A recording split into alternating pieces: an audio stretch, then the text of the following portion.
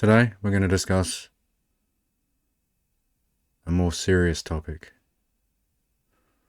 one often overlooked and ignored by the medical profession, and that of man flu. Yes, I'm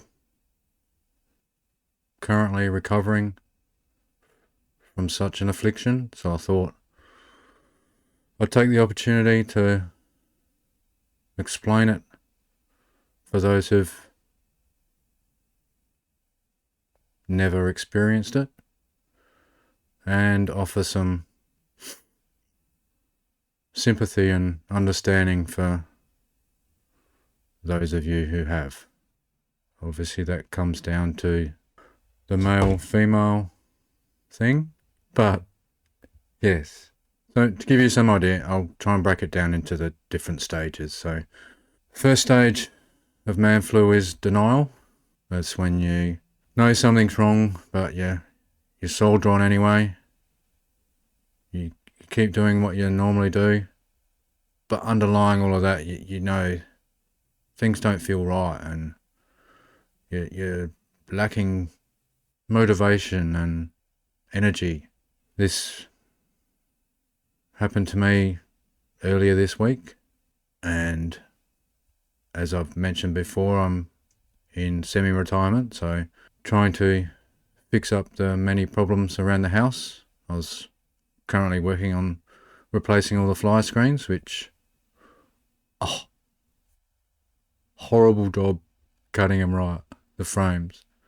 But anyway, I think so that was Monday and Tuesday I was working on that, and it was like 47 or 44 degrees, and I was feeling like crap, but kept going, and I was getting 3 or 4 windows done per day, and my wife kept telling me, stop, it's too hot, which kind of annoyed me at the time. I can see her point, but things have to be done. So yeah, that was the first few days of this current batch of man flu. Probably that's when the irritability kicked in as well, which my wife can attest to. She calls me grumpy in general, but I think she highlighted the fact that I was a little more grumpier than normal this week, which, if you're feeling how I feel, would be somewhat justified, but that's not justifying being grumpy. Blah, blah, blah. After that stage, you get to the feel like death stage, where you basically can't be bothered moving. All you can really do is sorry. All you can really do is just rest and be grumpy, more grumpy, I guess. And because of the heat, it's really hard to stay cool but not inflict more pain and suffering on yourself if you're having man flu in the middle of a heat wave. And at night, couldn't sleep, so that's adding to your deteriorating state. And swallowing was like swallowing a mouthful of razor blades, which was more a problem at night. During the day wasn't, well, after being up for a few hours that sort of subsided until night began again, but I had to have the aircon on for sleeping, but then that was too cold, and then I had to cover up, but then that was too hot and I was sweating, and so yeah, it's a no sleep kind of situation, which has been going on all week so far, just so you know. And on the next 2 days I couldn't do much, and it was too hot to do much anyway, so kind of just rested as best I could.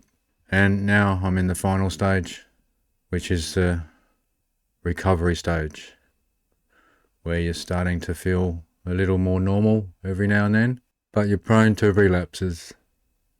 And one of those occurred somewhat last night because we decided to go for a midnight bike ride, as you do, and the temperature had cooled down quite a bit and I didn't rug up enough, so yeah, had another crap night's sleep, or lack thereof, last night. But about 4 o'clock in the morning, took a sleeping pill and then slept for a few hours, so at least I got something. But yeah, as I said at the start, I don't know if this is for other men who have suffered man flu recently, or someone currently even, that there is hope. Hang in there. Try not to be too irritable. And for the women out there whose partners have suffered this horrible affliction, yeah, just remember your man will get through it. Just be there for him.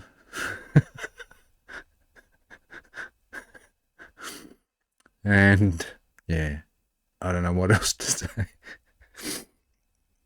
So, assuming I do survive the man flu, then I'll see you in the next video.